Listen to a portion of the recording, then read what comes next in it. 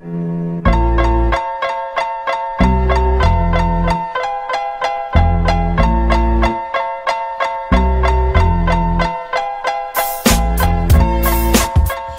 guys, it's Mr. Duran with AP World History, and today I'm going to give you a quick little tutorial on how to get started on your AP World Geography projects. And so we're going to do that now. A good place to start is if you know how to get to your email, just make sure you're logged in your Google account and go to your email. And you have this little grid right here. Make sure you can get access to your drive. And once the drive is pulled up, you have all the materials that you've been working on, maybe some of your Google Classroom stuff in the past. So what we're going to do is we're going to go up here to this new button and click on it, and you see you have all the regular stuff that you normally have with that, but we're going to skip all this stuff, and we're going to go down to more, and we're going to click on Google's My Maps. And this is going to bring up a map that you are going to be able to edit and draw on and do all sorts of things. The very first thing I want you to do is go up here to the title, and I want you to type in your name dash geography project. Whoop. You think I'd learn how to spell at this point? And then AP World. And then save it, and then you're good up there. And now you can kind of move around a little bit and get to work on your map. Now you have that rubric online. Make sure you follow that rubric. And each one of those sections represents a layer that I want you to lay on top of the map. So you have one section called rivers. So we're going to name this first section rivers.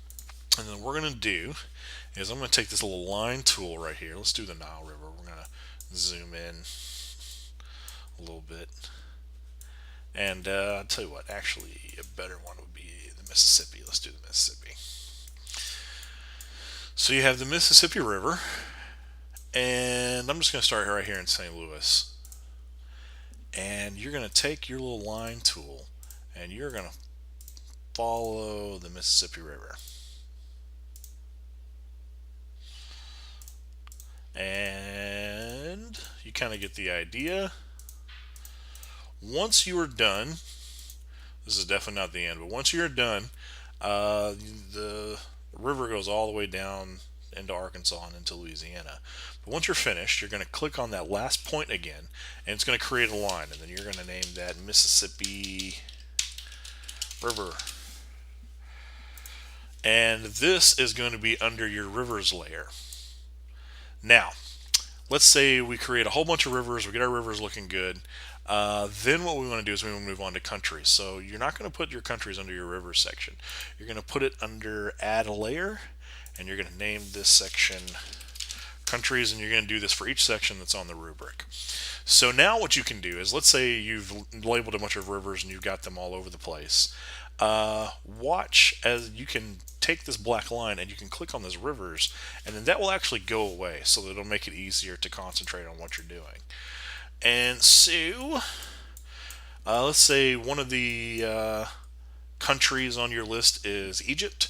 What you're going to do is you're going to take that same tool and you're going to say draw a line or a shape, and you're going to start outlining Egypt. Now, some people get like really deep into like the pixels and are like just get really crazy with it. You will get points for neatness. So if it like is if you're being a slob with it, then you're gonna get points taken off for that. But it doesn't really matter to me that you get real crazy with like the pixels. What matters to me is that it looks nice and that you are labeling the right countries. Okay, so I'm going to click on this, and it's going to create a shape. And then I'm going to say Egypt. And boom. Now, here's the thing, is you can do this with the lines, you can do this with countries, whatever. I want you to go in, and I want you to kind of color code some of this to make it easier to follow. So if you click on Style, you can actually change the color of the country, you can change the transparency, you can change the border width, you can just get real creative with it and do it however you want to. Okay, so let's go back to our rivers layer and let's go ahead and trace the Nile real fast. I want yours to be a lot better than this. I just want to kind of show you how to do it. Okay, so there's the Nile River, and let's turn it. Let's call it Nile, and let's turn it blue for the color of water, and there we go. Okay, now we have our river. Maybe make the width on it.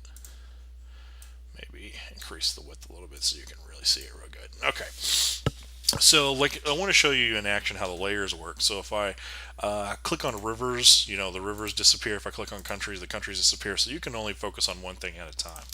And then I think another layer is continents. So you're going to add a layer, and you're going to label that layer continents. And then you're going to trace a continent. And like I said, I want you to do a lot better job than what I'm doing right now. I just want to show you how these tools basically work.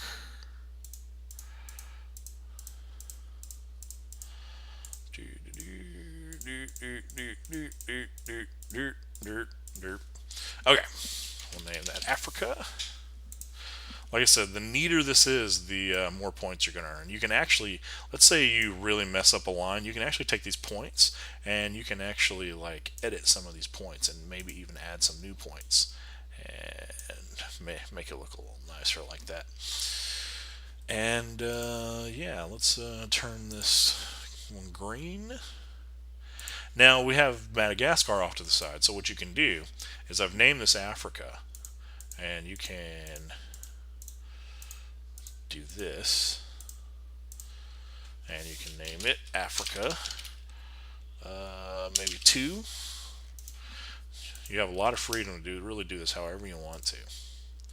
Make it the same color, and boom. I don't think that's the same color.